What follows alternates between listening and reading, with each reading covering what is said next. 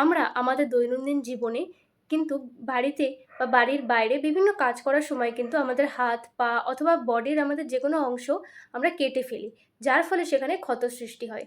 এই ক্ষত যদি অল্প পরিমাণে হয়ে থাকে তাহলে কিন্তু আমরা বাড়িতেই এটা ট্রিটমেন্ট করতে পারি। এর জন্য আমাদেরকে বাড়িতে সর্বদা একটি ফার্স্ট এইড বক্স প্রিপেয়ার করে রাখতে হবে। এতে কিছু প্রয়োজনীয় সামগ্রী রাখতে হবে। যার ফলে যদি কোনো ছোটোখাটো কাট ইনজুরি হয় তাহলে আমরা বাড়িতেই যাতে দ্রুত সেটার একটা প্রাথমিক চিকিৎসা করতে পারি। একটি ফার্স্ট এইড বক্স বানাতে গেলে সর্বপ্রথম আমাদের যেটা প্রয়োজন সেটা হচ্ছে একটি ফার্স্ট এইড বক্সের জন্য একটা কন্টেইনার।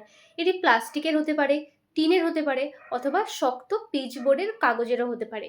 কিন্তু এটা অবশ্যই হতে হবে পরিষ্কার, পরিচ্ছন্ন এবং রিজিড হতে হবে, মানে জিনিসটা যাতে শক্ত হয়। এই ফার্স্ট এইড বক্সে পর্যাপ্ত পরিমাণ জায়গা থাকতে হবে যাতে প্রয়োজনীয় ওষুধ, প্রয়োজনীয় সামগ্রী তাতে আমরা পরপর কম্পার্টমেন্ট ওয়াইজ আলাদা আলাদা করে ভাগ করে সাজিয়ে রাখতে পারি। তাহলে ফার্স্ট এড কিট বানাতে গেলে আমাদের প্রথমেই যেটা প্রয়োজন সেটা হচ্ছে ব্যান্ডেড।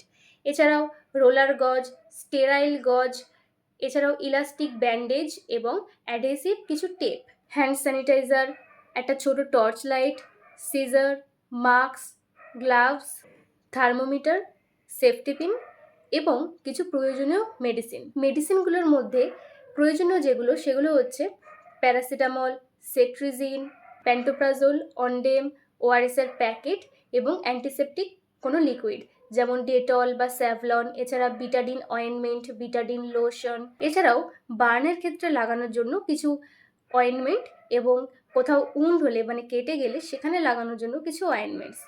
এই মেডিসিনগুলো কিন্তু শুধুমাত্র এমার্জেন্সি পারপাসে ইউজ করার জন্য, কিন্তু কখনোই কোনো ডক্টরের প্রেসক্রিপশন ছাড়া রেগুলারলি কিন্তু এগুলো নেওয়াটা উচিত নয়।